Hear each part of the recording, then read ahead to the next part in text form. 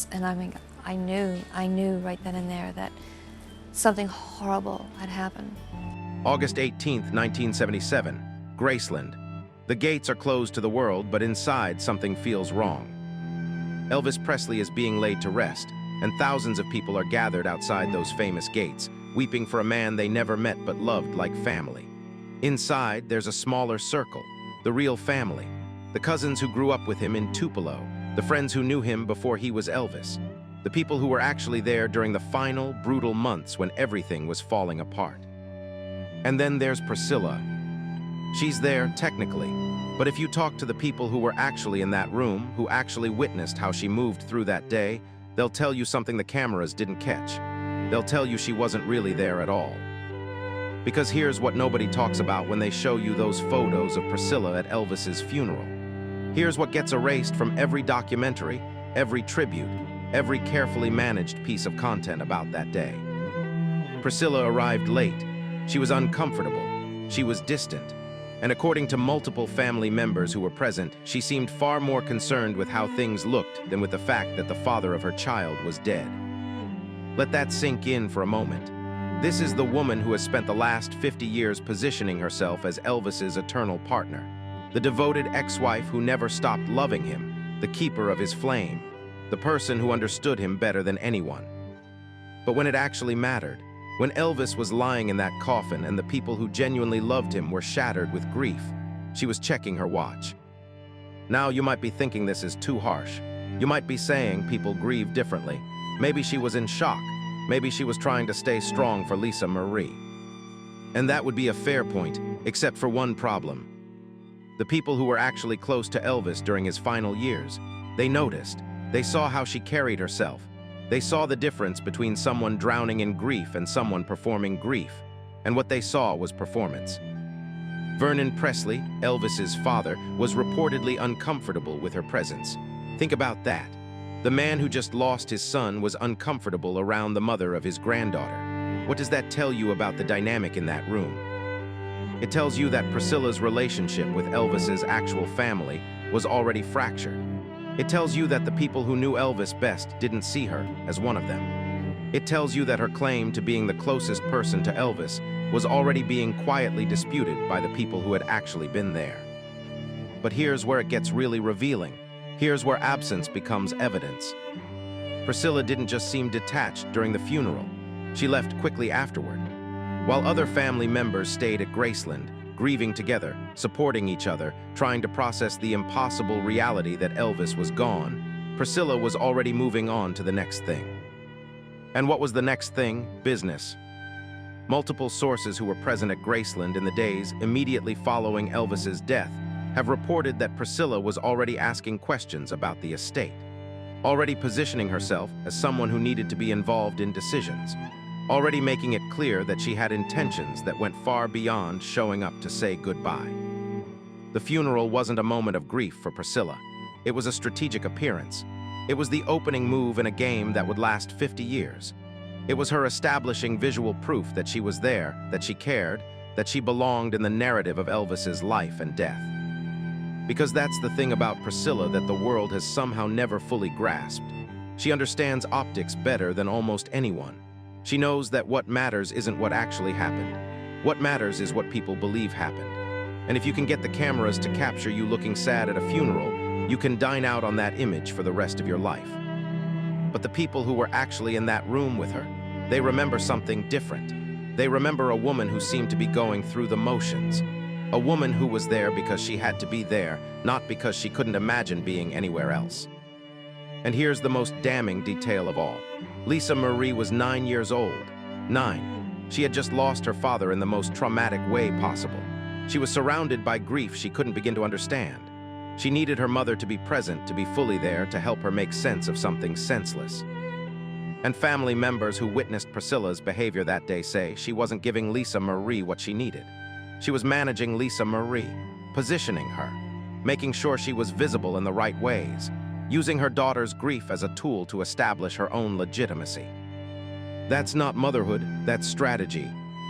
Now I know what some of you are thinking. This sounds like speculation. This sounds like family drama being blown out of proportion. This sounds like people with axes to grind rewriting history. Except for one thing, the pattern. Because Priscilla's absence at that funeral, her emotional distance, her focus on optics over genuine grief, it wasn't an isolated incident. It was entirely consistent with the previous 4 years of her life. It was consistent with the way she had treated Elvis since their divorce. It was consistent with the choices she had made, the distance she had created, the life she had built that had nothing to do with him. The funeral didn't reveal a woman who had lost her soulmate. It revealed a woman who had already moved on years earlier but was now realizing she could move back in. Strategically, profitably, permanently. And that's exactly what she did. For 50 years, Priscilla has controlled the narrative of Elvis's death. She's decided how we remember that day. She's shaped what we think happened in those rooms. She's made sure the cameras captured her in all the right ways while erasing the family members who were actually present, actually grieving, actually there. But here's what she couldn't erase: the truth, the people who witnessed her behavior, the family members who remember exactly how she moved through that day. The evidence of absence that tells us everything we need to know about who Priscilla really is. Because the funeral wasn't just about saying goodbye to Elvis. It was the first scene in Priscilla's 50-year performance, and once you see it for what it was, you can't unsee it. To understand why Priscilla wasn't really present at Elvis's funeral, you need to understand what happened in the 4 years before that funeral. Because those 4 years tell you everything you need to know about who Priscilla actually was and what Elvis actually meant to her. October 9th, 1973. That's when the divorce was finalized. And the moment those papers were signed, Priscilla did something that completely destroys the myth she's been selling for 50 years. She left not just legally, emotionally, physically, completely. She moved to California. She started a new life. She pursued other relationships. She built a career. She created distance. Deliberate, calculated distance between herself and the man she now claims to have never stopped loving. And here's the part that should make you question every single interview Priscilla has ever given about her devotion to Elvis. Here's the part that exposes the entire lie. While she was building that new life in California, Elvis was falling apart in Memphis. He wasn't just struggling. He wasn't just going through a rough patch. He was spiraling into the depression and addiction that would eventually kill him. And the people who witnessed that spiral, the people who tried to help him, the people who stayed up with him during the worst nights, who talked him through the panic attacks, who watched him deteriorate in real time. Those people were his family, his cousins, the members of his inner circle who had been with him since before fame, the people who knew him as a person, not as a brand. Priscilla wasn't there for any of it. She was in California, living her life, moving on. But here's where it gets really cruel. Here's where you start to understand why Elvis's family has never fully accepted Priscilla's claim to his legacy. The divorce wasn't a mutual decision. It wasn't a case of two people growing apart and amicably going their separate ways. Priscilla left Elvis for another man. Specifically, she left him for Mike Stone, his karate instructor. Let me say that again because the weight of it needs to land. Priscilla had an affair with Elvis's karate instructor. She fell in love with someone else while she was still married, and when Elvis found out, it destroyed him. People who were close to Elvis during that time have said it was one of the worst emotional breakdowns they ever witnessed. This wasn't just hurt pride. This wasn't just the sting of rejection. This was a man who had built his entire emotional world around the idea of family and loyalty, discovering that the person he trusted most had betrayed him in the most humiliating way possible. And Priscilla's response? She left. She took Lisa Marie and moved to California to be with Mike Stone. She didn't look back. She didn't try to repair what was broken. She didn't consider what this was doing to Elvis psychologically. She just moved on. Now, think about what that means for her current narrative. Think about the woman who appears in documentaries talking about how much she loved Elvis, how she always worried about him, how she wanted the best for him. That woman wasn't there when Elvis needed her most. That woman was building a life with the man she had an affair with while Elvis was trying to hold himself together. And during those 4 years between the divorce and Elvis's death, Priscilla rarely visited Memphis. She rarely checked in. She was focused on her own career, her own relationships, her own future. The life she was building had nothing to do with Elvis. Meanwhile, back at Graceland, Elvis was surrounded by the people who actually cared. His father, Vernon, his cousins who had grown up with him, the friends who had stuck by him through everything. These were the people answering the phone at 3 in the morning when Elvis couldn't sleep. These were the people making sure he ate something. These were the people trying to get him help even when he didn't want it. These were the people who were actually there. And here's what makes Priscilla's later takeover of Elvis's legacy so particularly offensive. She erased those people. She systematically removed them from the narrative.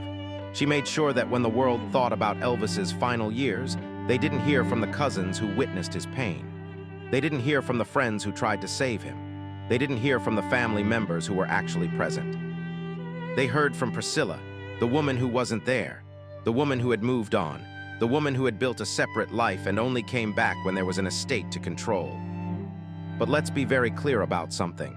This isn't about judging Priscilla for leaving the marriage. People leave marriages, relationships end.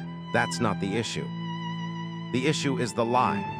The issue is spending 50 years claiming you were devoted to someone when you actually abandoned them during their darkest period. The issue is positioning yourself as the person who knew Elvis best when you deliberately created distance from him.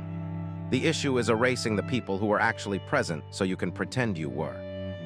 That's not grief. That's not love. That's not devotion. That's revisionist history designed to justify a takeover. Because here's what Priscilla understood better than anyone. History belongs to whoever tells the story. And if you can tell the story loudly enough, consistently enough, for long enough, people will eventually believe you. So she told the story of the devoted ex-wife who never stopped caring. She told the story of the woman who understood Elvis better than anyone. She told the story of the partner who remained connected to him emotionally even after the divorce. And she told that story so many times, in so many interviews, in so many documentaries, that the world forgot to ask the obvious question. Where were you? Where were you when Elvis was falling apart? Where were you when he needed someone? Where were you during the years when the people who actually loved him were watching him destroy himself and didn't know how to stop it? You were in California, building a new life with another man, living a future that had nothing to do with Elvis Presley. And that's fine. That was your choice. But you don't get to make that choice and then spend the next 50 years pretending you made a different one. You don't get to be absent and then claim you were present. You don't get to create distance and then claim you were close. You don't get to move on and then claim you never left. But that's exactly what Priscilla did. And those 4 years between the divorce and the funeral, they prove it. They prove that when Priscilla showed up at Graceland on August 18th, 1977, she wasn't coming home. She was showing up to a place she had already left years before. She was there for the optics, for the cameras, for the legitimacy, and for the estate that was about to become available. The absence started long before the funeral. The funeral just made it visible. Now let's talk about what actually happened at that funeral. Not the sanitized version you've seen in documentaries. Not the carefully edited photos that show Priscilla looking appropriately devastated. Let's talk about what the people in that room actually witnessed.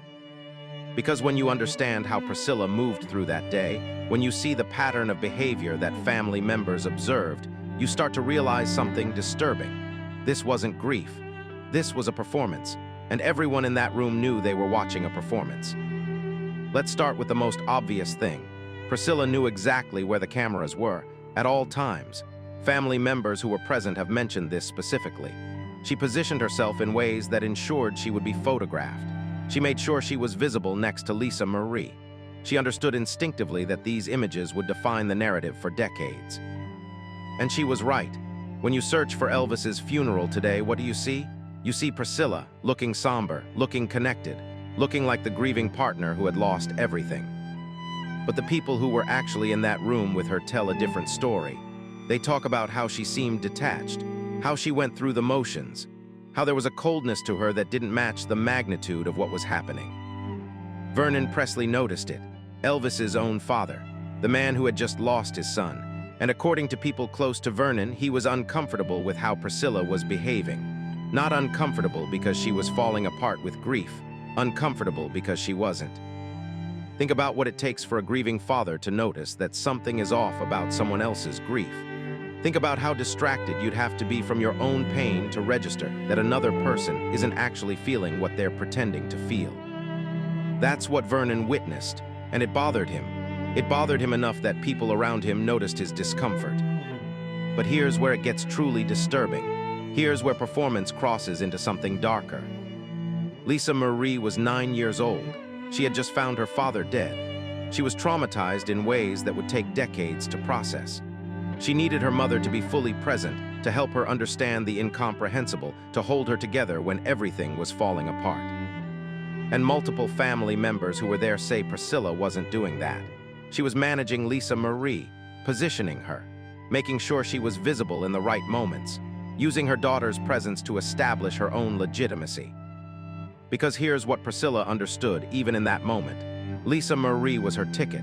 As long as she was Lisa Marie's mother, as long as she could present herself as protecting Lisa Marie's interests, she had a claim to everything. The estate, the legacy, the control. And she was already thinking about that, at the funeral, while Elvis's body was still warm. Family members report that within hours of Elvis's death, before the funeral had even taken place, Priscilla was already asking questions about the estate, already trying to understand the financial situation, already positioning herself as someone who needed to be involved in decisions. This wasn't a woman overcome with grief. This was a woman doing reconnaissance, figuring out what was available, understanding the landscape, preparing for the moves she was about to make. And the cruelest part?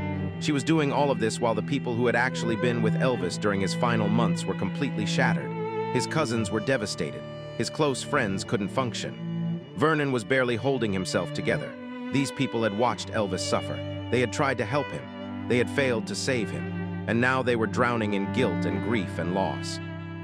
Priscilla didn't have that kind of grief because she hadn't been there for the suffering. She had been in California, living her separate life.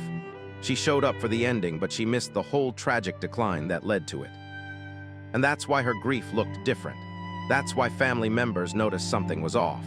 You can't grieve the same way for someone you abandoned as you grieve for someone you stayed with. You can't mourn the same way when you deliberately created distance. But Priscilla needed to look like she was mourning the same way. She needed the world to believe she was just as devastated as everyone else. Because if people saw the truth, if they understood she had been absent for years, her claim to Elvis's legacy would be exposed as exactly what it was. Opportunistic, calculated, illegitimate. So she performed. She hit her marks. She made sure the cameras captured her in all the right ways. She used Lisa Marie as a prop to prove her connection. She stayed just long enough to establish her presence, and then she left. Because that's the thing about performance. You don't actually have to feel it. You just have to look like you feel it. And Priscilla was very, very good at looking the part. But here's what she didn't count on. She didn't count on the family members paying attention. She didn't count on Vernon being disturbed by what he was seeing. She didn't count on people remembering exactly how she moved through that day. And decades later, when those family members finally started talking, when they finally felt safe enough to share what they actually witnessed, a very different picture emerged. Not the devoted ex-wife narrative that Priscilla had been selling, but something much colder, much more calculated, much more revealing about who she really was. The funeral exposed Priscilla in ways she didn't anticipate, because grief is the one thing you can't fully fake, not to people who are actually experiencing it. They can tell the difference. They can see when someone is performing versus when someone is drowning. And what the Presley family saw that day was someone who had already moved on years before. Someone who was there because she had to be there. Someone who understood that absence would look bad, but presence could be leveraged. The funeral wasn't about saying goodbye to Elvis. For Priscilla, it was about saying hello to opportunity. It was about planting a flag. It was about making sure the world saw her as connected, as devoted, as essential to Elvis's story. And then, once the cameras were off, once the images were captured, once her position was established, she could get down to the real business. The business of taking control. The business of rewriting history. The business of building an empire on the grave of a man she had abandoned 4 years earlier. That's what the funeral was really about. Not grief, strategy. And if you look closely at how Priscilla has operated for the past 50 years, you can trace every single move back to that day. Back to the moment she realized that being absent during Elvis's life didn't matter as long as she could be present for his death. And present for everything that came after. So let's connect the dots. Let's trace the line from that cold, calculated performance at Elvis's funeral to the empire Priscilla built on top of his grave.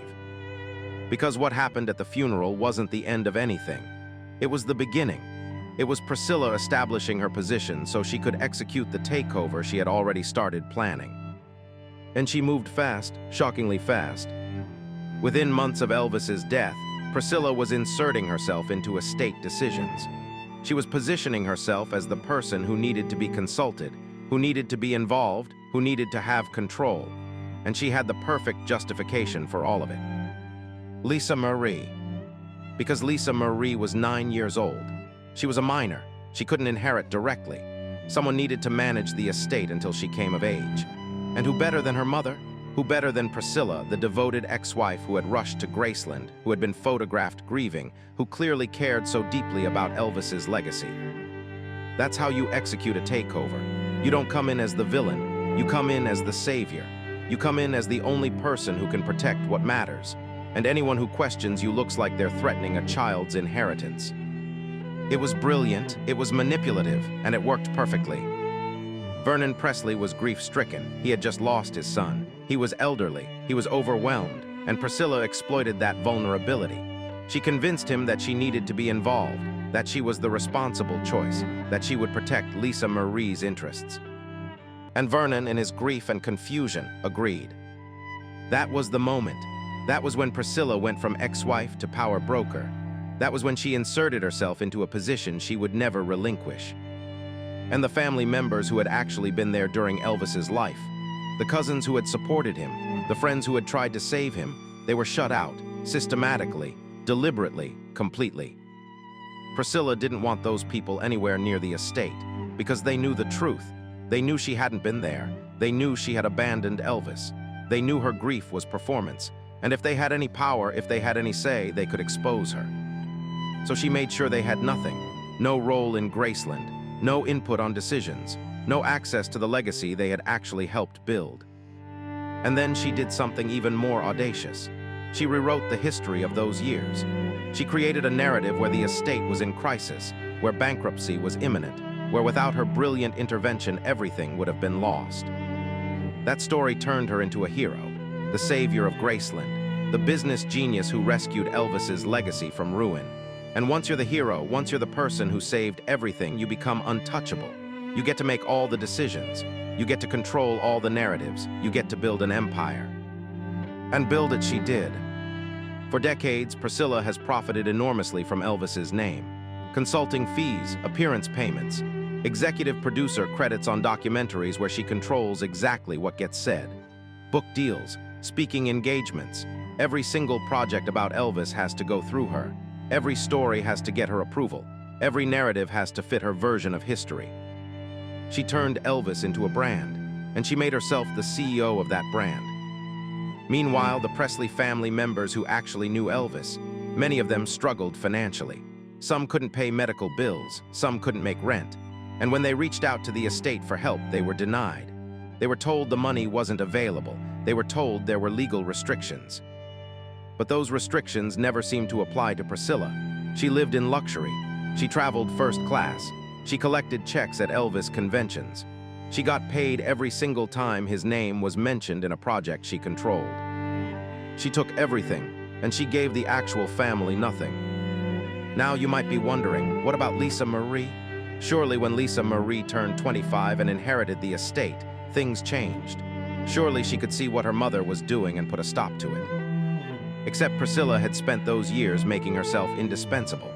She had built such a complex web of control, such an intricate system of corporate structures and legal arrangements, that even when Lisa Marie technically inherited, Priscilla still held the real power. And Lisa Marie knew it. She felt like an outsider in her own father's legacy. She watched her mother control every aspect of how Elvis was remembered. She saw the Presley family members being shut out. She understood what was really happening. And she couldn't stop it. Not for years. Not until she finally made the decision that revealed everything we need to know about what she actually thought of her mother's 50-year performance. Lisa Marie cut Priscilla out of her trust. Think about what that means. A daughter removing her own mother from any control over her estate. A daughter making absolutely sure that when she died, her mother would have no power over her children's inheritance. That's not a decision you make lightly. That's not a decision you make because of a disagreement or a bad day. That's a decision you make because you've spent your entire life watching someone operate, and you know exactly what they'll do the moment you're gone. Lisa Marie knew her mother would do to her legacy exactly what she had done to Elvis's legacy. Take control, rewrite history, profit enormously, and shut out everyone who actually mattered. So she tried to stop it. She amended her trust. She put Riley in charge. She made her wishes crystal clear. And then she died, in January 2023, before she could tell the whole story, before she could expose what she had witnessed for decades. But here's what Priscilla didn't count on. Lisa Marie's decision spoke louder than any interview ever could. The daughter's final judgment on the mother's empire. And now Riley is fighting to honor that judgment. The Presley family is finally speaking up, and the truth about Priscilla's 50-year con is finally coming out. The absence at the funeral wasn't a moment of grief. It was the beginning of a calculated takeover, and everything that came after proves it. If this changes how you see Priscilla Presley's empire, drop a comment right now. Share this before it disappears. Hit subscribe because the Presley family's fight for their legacy is far from over, and what comes next will expose even more. The performance lasted 50 years, but the truth is finally breaking through.